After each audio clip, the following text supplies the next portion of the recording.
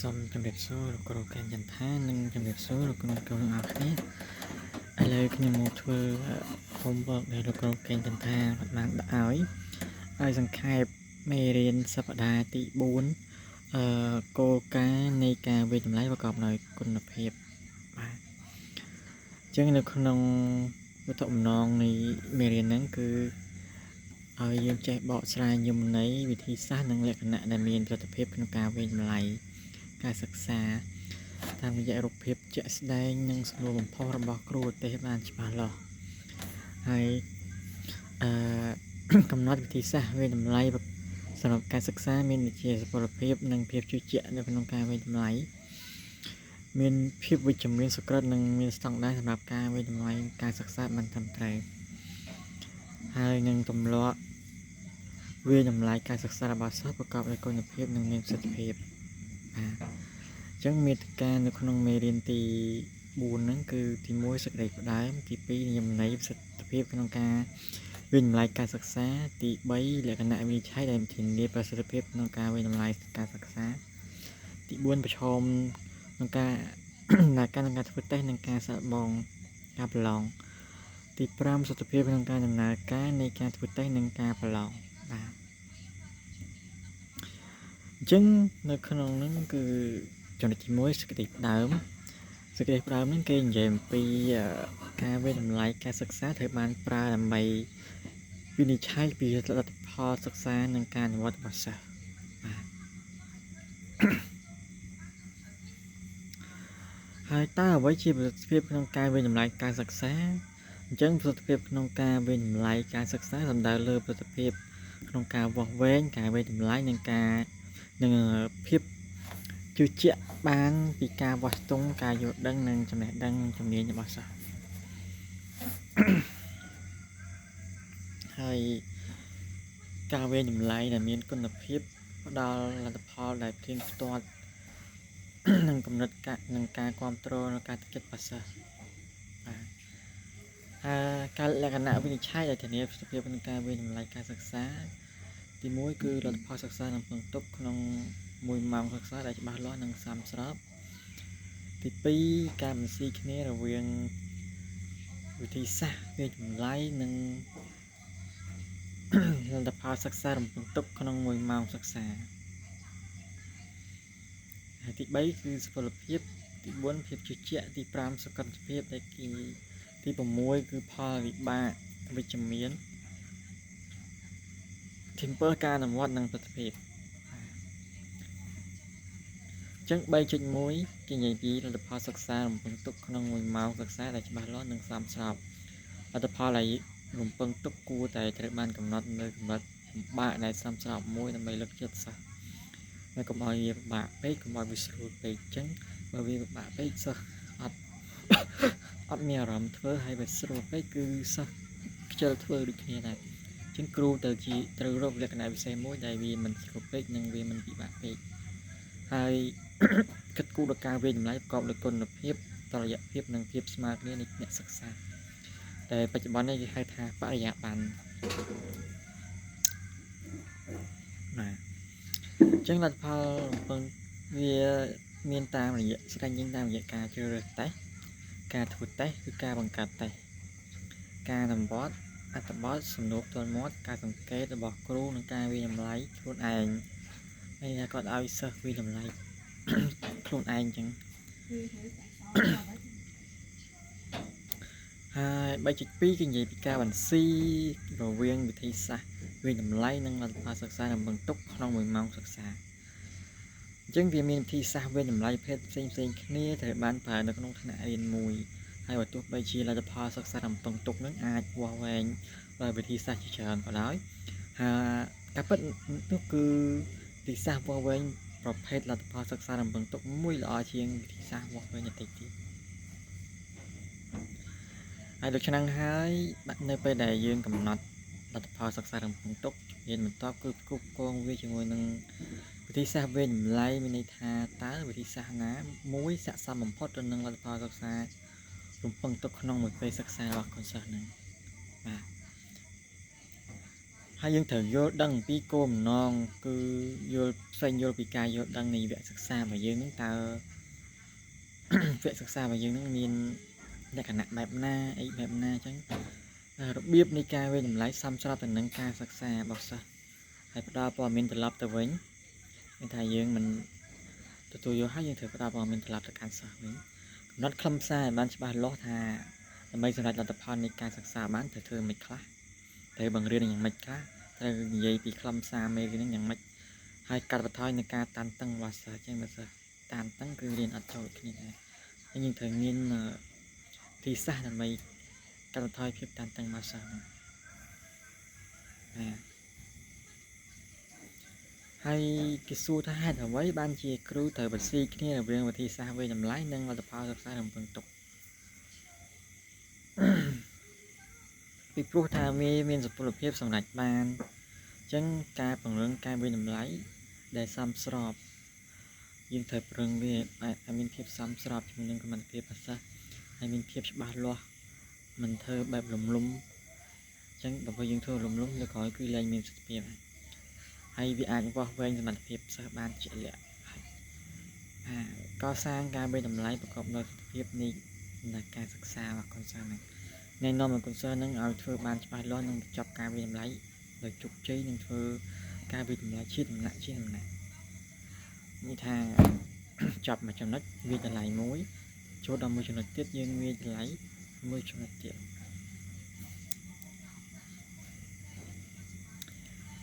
ហើយយើងត្រូវពិចារណានៅដំណាក់កាលនៃការរៀនផងដែរថាតើសិស្សនៅរបស់រៀងនៅកម្រិតណានៅក្នុងវគ្គសិក្សាអីគេហើយតើការរៀនសូត្ររបស់សិស្សនឹងត្រូវបង្រៀនដោយរបៀបណាដើម្បីឲ្យសិស្សសម្រេចបាននូវលទ្ធផលសិក្សានៅក្នុងវគ្គអញ្ចឹងយើងមិនចេះបង្រៀនទេគឺយើងត្រូវមានវិធីសាស្ត្រដើម្បីបង្រៀនសិស្សផងហើយយើងត្រូវការវិនិច្ឆ័យឲ្យខ្លះដែលពាក់ព័ន្ធទៅនឹងការវង្វេងការសិក្សាហ្នឹងយើងត្រូវកំណត់ពីគោលដៅរបស់យើងហើយតើអ្វីជាគោលដៅដែលយើងមានសម្រាប់សិស្សនឹងការសិក្សារបស់ពួករបស់សិស្សហ្នឹងអញ្ចឹង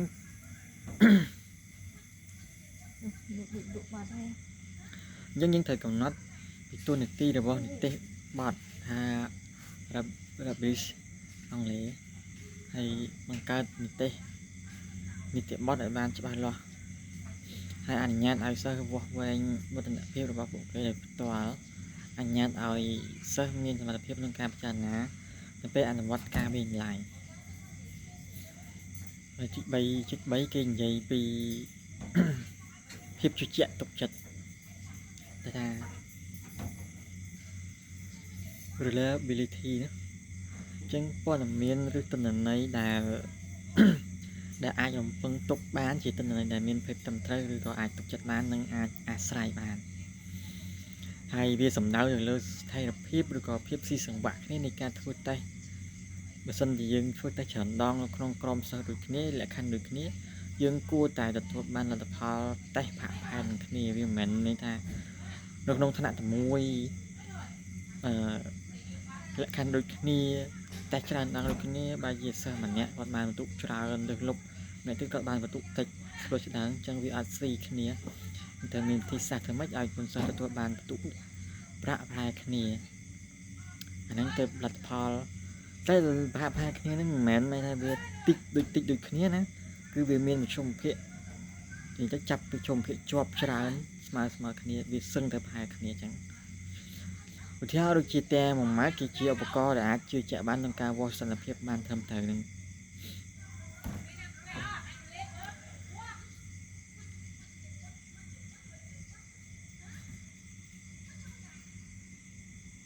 អញ្ចឹងគេឧទាហរណ៍រឿងមួយថាតនិចជញ្ជីងទីគេឲ្យកុមារហ្នឹងទៅឈរលើជញ្ជីងហើយជញ្ជីងទី1ហ្នឹងគឺចង្អុល1គីឡូជញ្ជីងទី2ចង្អុល2គីឡូហើយជញ្ជីងទី3វាចង្អុល3គីឡូអញ្ចឹងខុសគ្នារយៈពេល3ដងដូច្នេះយើងអាចសន្និដ្ឋានបានថាទម្ងន់របស់កុមារគ្មានភាពជឿជាក់ទេអញ្ចឹងវាអត់ជាក់លាក់បានថាអាចនឹងជញ្ជីងណាមួយវាខូចពេលយើងត្រូវពិនិត្យមើលជញ្ជីងហ្នឹងឡើងវិញ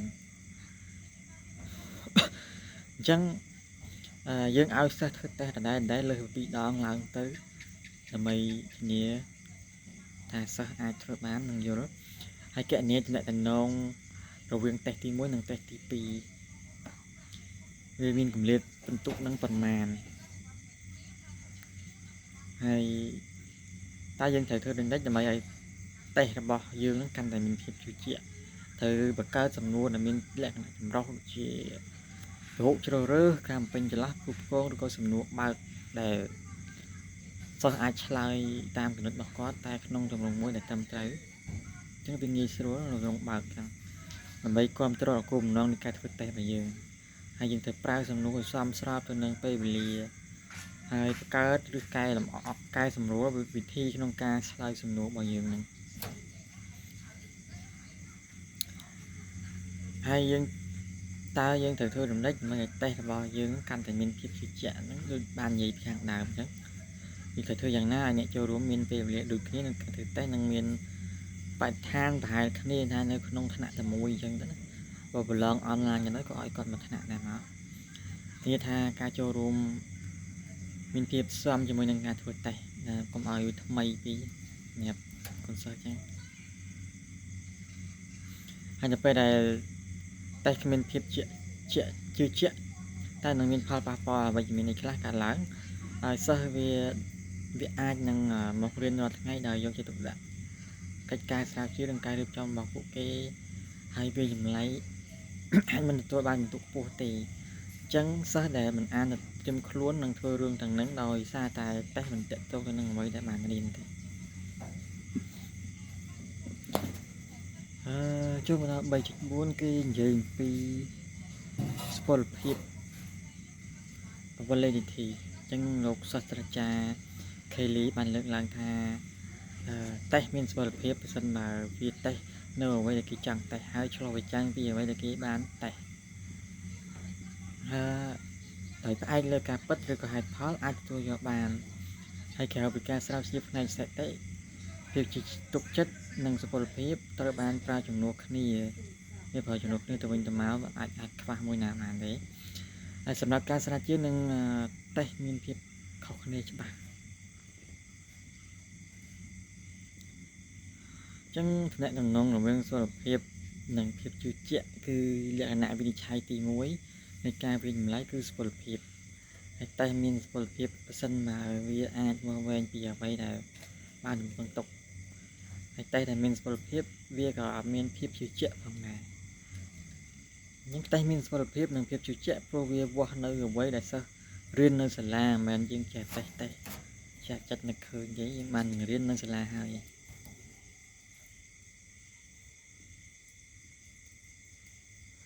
ទោះបីជាយ៉ាងណាការធ្វើតេស្តហ្នឹងវាត្រូវតែមានភាពជឿជាក់មិនសុទ្ធតែមានសុពលភាពទេឧទាហរណ៍ថាបើសិនបើអញ្ជិញអាចទុកចិត្តបានវាប្រាប់អ្នកនៅទម្ងន់ដូចគ្នាដល់ពេលដែលយើងឡើងថ្លឹងឬអញ្ជិញតារាបណាទម្ងន់របស់យើងហ្នឹងมันមានការផ្លាស់ប្ដូរមកថាយើងក្នុងមួយថ្ងៃហ្នឹងយើងថ្លឹងពីម្ដងហ្នឹងវានៅគីឡូតាដែរអញ្ចឹងអាហ្នឹងវាមានភាពជឿជាក់តែបើថ្លឹងក្នុងថ្ងៃតែមួយថ្ងៃបានមកវាលើសគ្នាលើសខ្វះគ្នា 3-4 គីឡូហ្នឹងមានថាអញ្ចឹងហ្នឹងមានបញ្ហា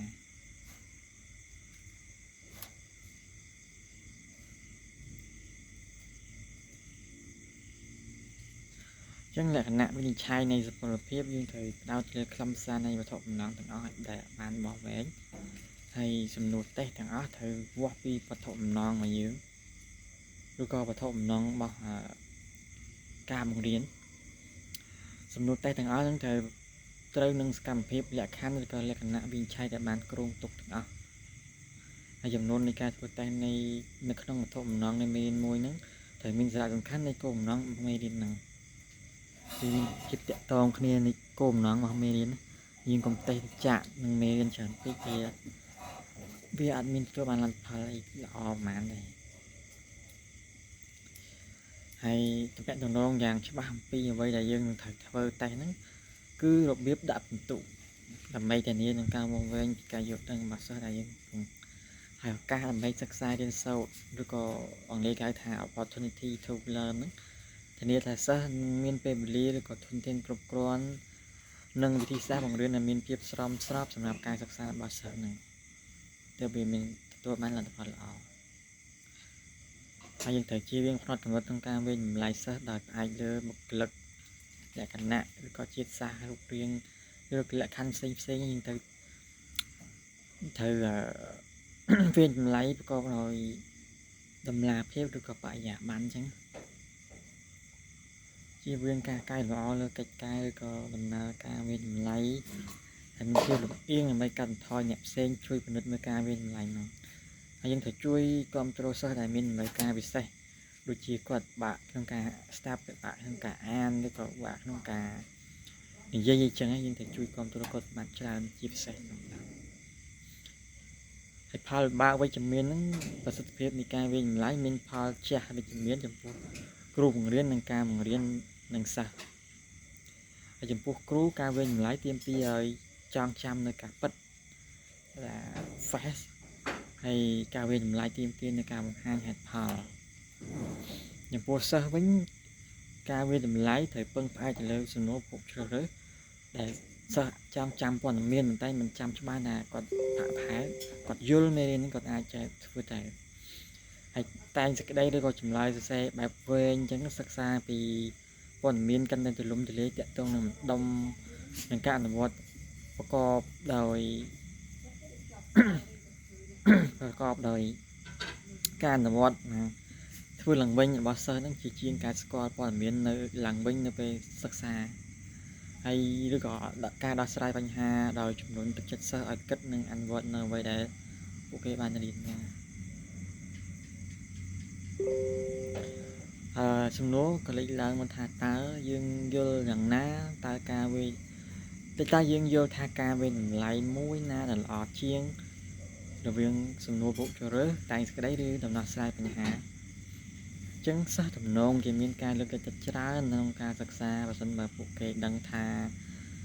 អ្វីដែលយើងត្រូវបានវិនិច្ឆ័យនិងរបៀបក្នុងការដាក់ពិន្ទុហើយបើសិនបើពួកគេគិតថាការវិនិច្ឆ័យមានពីតម្លាភាពនិងយុត្តិធម៌វាធ្វើឲ្យកូនសិស្សនឹងវាមានទឹកចិត្តក្នុងការរៀននិងការប្រឡងហើយការវិនិច្ឆ័យមានពលលើវិធីដែលសិស្សស្គាល់គ្រូហើយត្រូវផ្ដល់ឲ្យពួកគេនៅការយល់ដឹងថាគ្រូយកចិត្តទុកដាក់ពួកគេនឹងអ្វីដែលពួកគេរៀននឹងបានកម្រិតណាយើងត្រូវផ្ដល់បង្ហាញការយកចិត្តទុកដាក់របស់យើងចំពោះសិស្សការអនុវត្តនិងប្រសិទ្ធភាព practicality and efficiency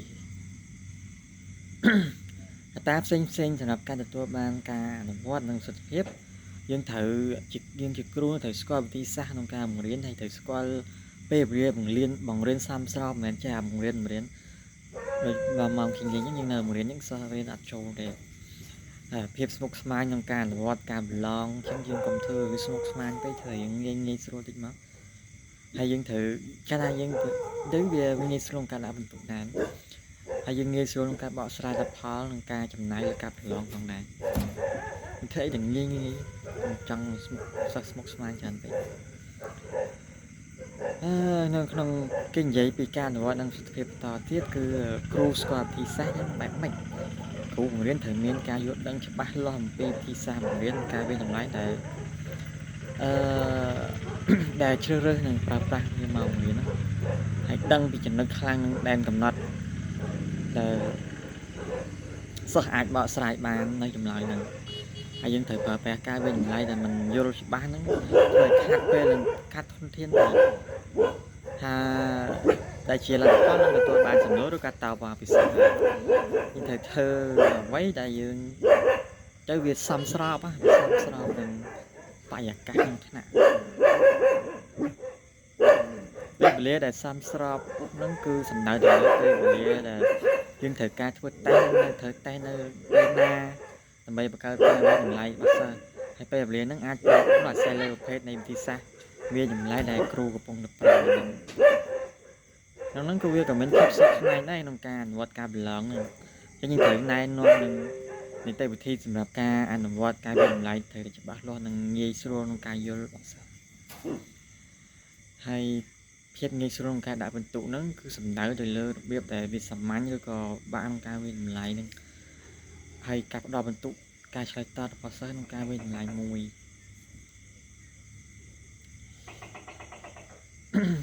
เพียบเงยสโลนการบอกสลายแบบเบียเธอเต็มที่ยังสโลปีอัดถึงไงแล้วก็เราบรรทุกมวยปีใบยังไงคือเงินเพียบเงยสโลลายสำหรับการฝึกแต่นั้นคือยังมีกลุ่มน้องหนึ่งเพียบจุดแจะที่ร่วมในการศึกษาระบบสังให้การบอกสลายมาเตะที่ลีลาซ้อสำหรับสำหรับและกันหน้าบุคคลอาจมีการบาดเชียงจังไปยืนยันอยู่ตัวเตอร์ในขนมตะบินยิสเปอร์เพียจำนั้นเป็นเรียเชิญที่เธอไอ้ได้งี้งี้ได้nói cho để ca ta chấm ai vậy thì ca chấm nái vì chỉ thầm đá mẹ chỉ bánh hai chấm bó thì sầm lập ca về lại nông sản riêng nuôi tới cụ ai trong bị cha ná sầm lập ca về lại can vót được xa ta sập làm lại xăm phải đã mi về bên làm lại thay giống như dương rồi thi nam môi này vì chấm nái ta chân máu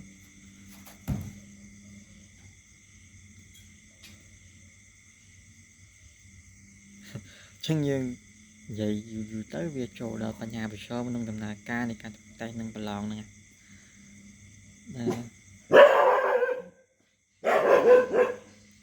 chân là được sao về nâng người ta understanding the stress respond on the same on the em khu các bạn luôn về fly hay về freezeยังนั่งเชื่อดำนาการปลูกว่าบักช่วงđó là trường hợp trồng câyคือtrường hợpตีพรำประสบเพียบในการดำนาการในการฝึกแต่หนึ่งกับหลองจังมันเปย์หลองจับด้ามยังถือในนวมปีดำนาการในการหลองหนึ่งกลุ่มน้องบัตรมาล้อการดับตุกประจำแค่ดับประจำคอมเนี่ยคือก็ดับตุกประจำสัปดาห์บาสจังดำใบบันซ้อมซะฟูแต่เชื่อประจำให้หนึ่งเลือกจัดไปกดคอมเปิงปลายเดือนทำไมเทียมกาบล้องให้กาบล้องนั้นกรณีกิจการเรียนไล่สมันเพียบไปเสิร์ฟบานยูโรกับรัตนาทำไมกดฟันดังใส่ยูบานจานให้สักครูอาจเลื่อนในเรียนแต่เบอร์เสริมเสายูที่อาจหนึ่งช่วยเสิร์ฟประตาเตียดให้กระโปรงดำนาการเป็นร้องนั่นยังถือมีบททบสตองได้หรอกเงี้ยสิมเลยลำคาญหนึ่งเตยปรับเมาส์